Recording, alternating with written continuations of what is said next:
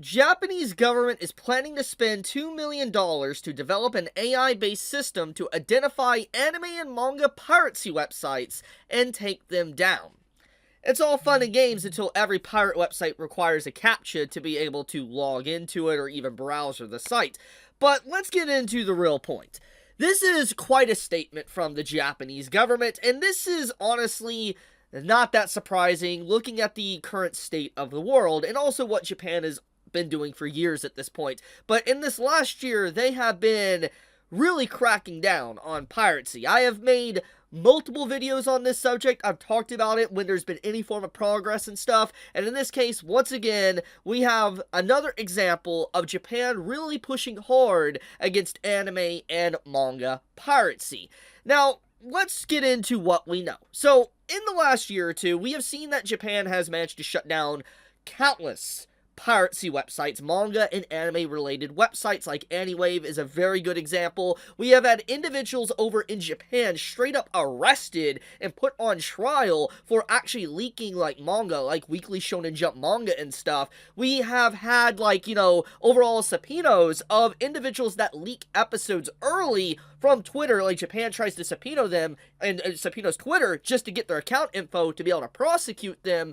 There's been a lot. There has definitely been a major incentive for Japan to push this because anime is getting very popular, and so is manga. I mean, there's been multiple articles over the years that really you can just see talk about the situation, but as someone that's been actively in the anime and manga community for a decade plus, like a decade and a half at this point, I will say this, that ever since COVID, anime and manga exploded. And I think that because people didn't really have much to do, obviously a lot of people spent some of their free time watching and diving into anime. And it's one of the reasons why I think Demon Slayer and certain other series became as popular as they are right now, because just a lot of people had free time, and so what better way than to just spend it watching something. And so a lot of new anime and manga fans came into the picture, which has definitely led to a lot of issues in the last few years. I'm not going to get into that topic,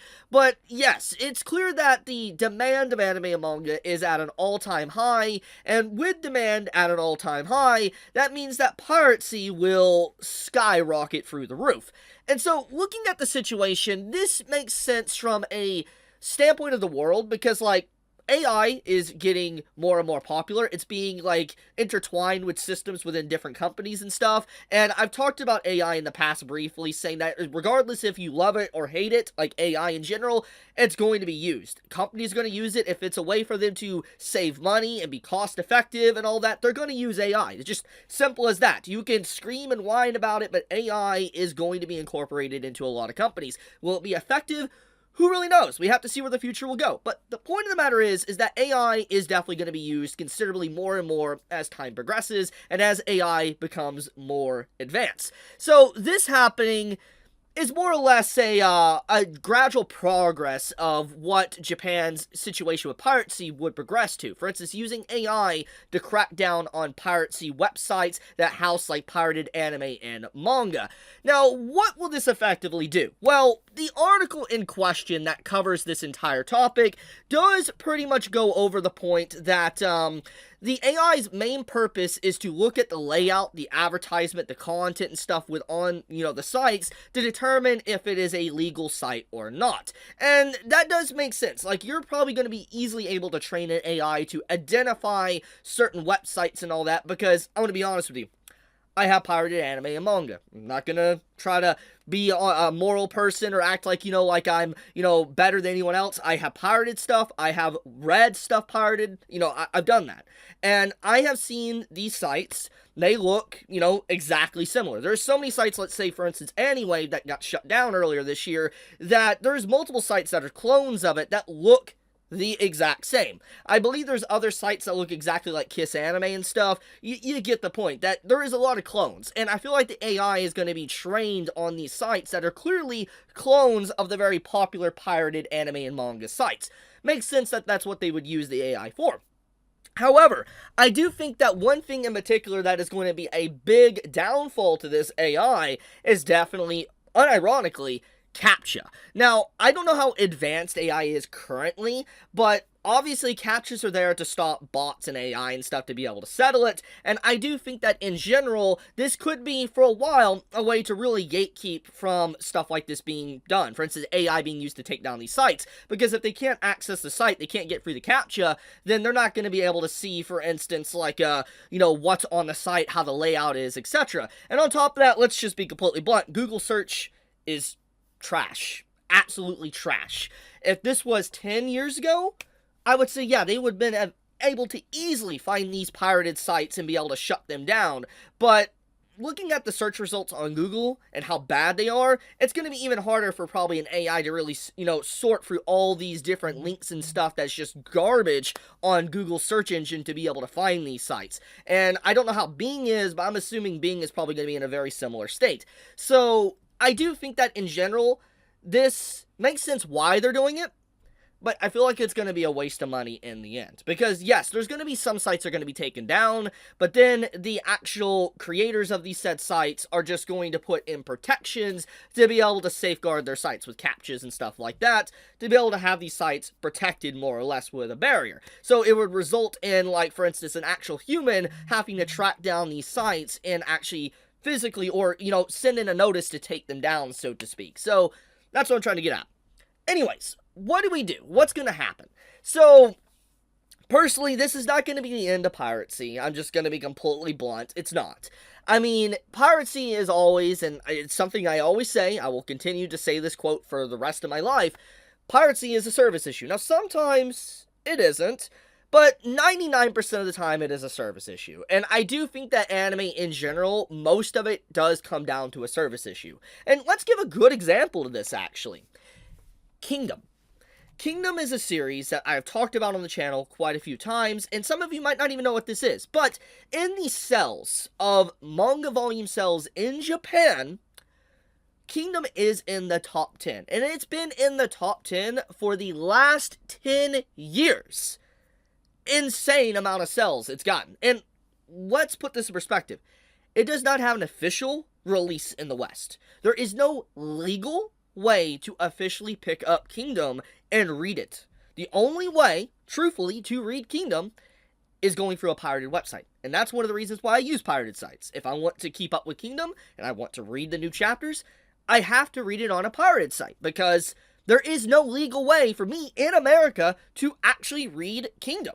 So, piracy, once again, stems back around to a service issue. It is straight up a service issue. If you don't offer certain series, manga or anime within my country, and I want to watch or read said series, I'm going to find a way. And this can be said for a variety of people around the world, different countries, and I'm willing to bet you that's one of the big incentives of why people pirates anime and manga, because why wouldn't you if you're not going to offer it to me? And then when you finally do offer it to me, why would I want to go to your service when clearly your service is inferior in every single way? That gets into the next point, Crunchyroll. I've talked about this multiple times, but Crunchyroll, or Sony in this case, has quite a monopoly on anime and manga. And I think that because of the current state of the Crunchyroll site and how they clearly try to censor their audience, for instance, like they have completely shut down the comment section thanks to a few bad eggs on one episode, to stopping you from commenting on news articles and reviews and stuff on the site, to them having just really poor translations that are very agenda pushing, and then sometimes their translations are just completely inaccurate. ReZero is a very recent example of this. Their service is just, to be completely blunt, dog shit. I talked about Crunchyroll in the past, and I'm just going to keep it 100. My opinion on this hasn't changed. If I wasn't using Crunchyroll as a tax write-off because I review anime and stuff from their site, I wouldn't pay for their service. I'm gonna be honest, because pirated sites, truthfully, do a much better job than Crunchyroll services does. For instance, fan translations, to having a comment section, to having proper, aspect ratio on their episodes. It's fundamentally superior in every single way. And even if it comes down to them ripping the set episodes from Crunchyroll's site, the point of the matter is the service is just fundamentally more streamlined and less of a headache on these pirated sites than actually Crunchyroll's site. Which gets into the other issue I've talked about.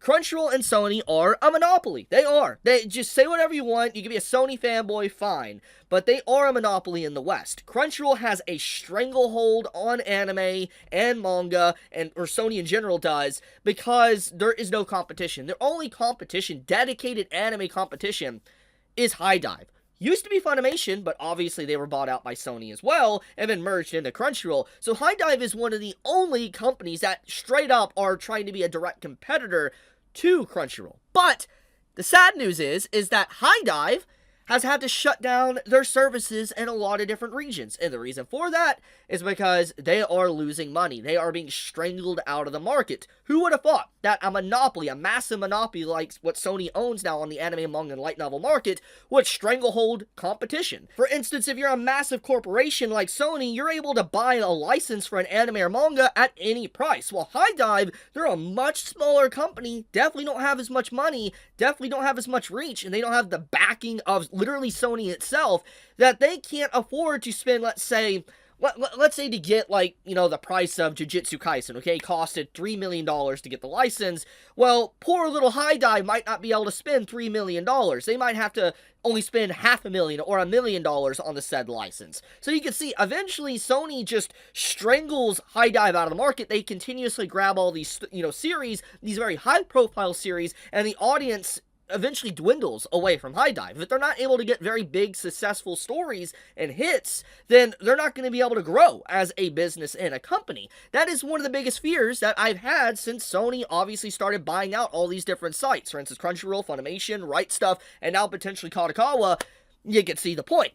So, yeah, overall, this piracy thing, it all goes back around to the main meat of the issue, a service problem, and that I find it hilarious that instead of trying to correct the main issue at hand, which is a service problem, they decide to dive in and just straight up want to get rid of every piracy website and all that, and not really think about why it's happening in the first place. Now, I do want to go on record and say that it is within the right of these Japanese companies and the Japanese government and all that to be against piracy in every way, have a literal no tolerance policy. There's nothing wrong with that. I want to say that, okay? There is nothing wrong with a company trying to protect their copyright rights and stuff. There's nothing wrong with that. But you gotta wonder, when you are seeing such amount of piracy on your stuff, how can you correct this without just stopping people from watching stuff? How can you persuade them to not pirate anymore? That is what they should be doing in funding than whatever's going on here. Another thing I want to point out is Crunchyroll too.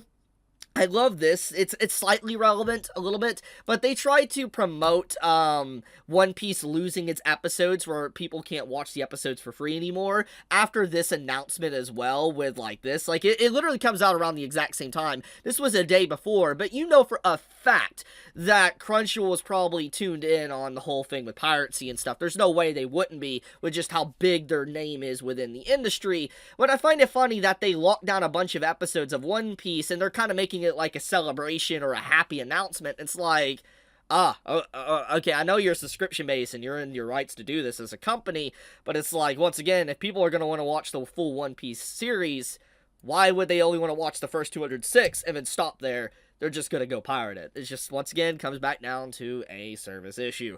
Okay, leave it at that. Thank you so much for watching.